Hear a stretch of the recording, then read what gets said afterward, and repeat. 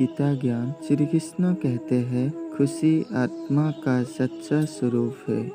आत्मा जिसे ना ही कभी काटा जा सकता है, ना ही जलाया जा सकता है, ना ही ये पानी से भीगता है, ना ही हवा से सूखती है।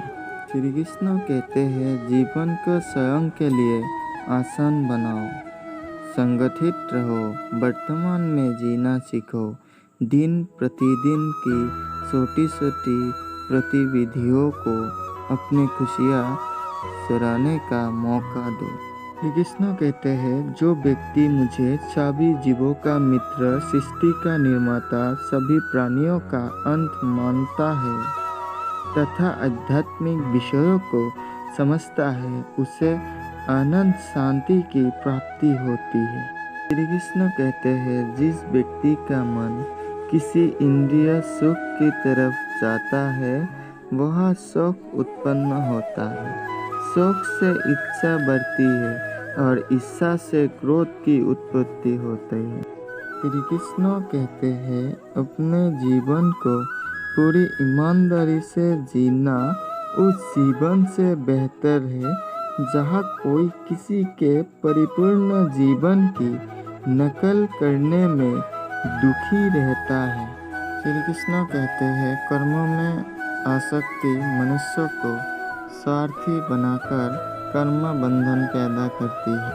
श्री कृष्ण कहते हैं, आसक्ति रहित किया गया कर्म निस्वार्थ तथा सुकर्मों की श्रेणी में आता है। श्री कृष्ण कहते हैं, कर्म के आलसी रूप को समझना मनुष्य के लिए कठिन काम है, इसीलिए अकर्म, सुकर्म तथा विकर्म की गति समझना अत्यंत आवश्यक है।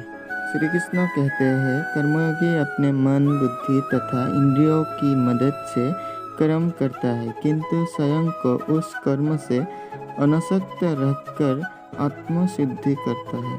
श्री कृष्ण कहता है, त्याग, दान और तपस्या में किया गया विश्वास ही सत्य है। सत्य के लिए किया गया कर्म ही सर्वोच्च श्रेणी का कर्म कहलाता है। श्री कृष्ण कहता है, कोई भी कार्य चाहे सही हो या गलत, व्यक्ति सर्वप्रथम अपने विचारों में, फिर शब्दों में तथा अंत में कर्म के रूप में करता है।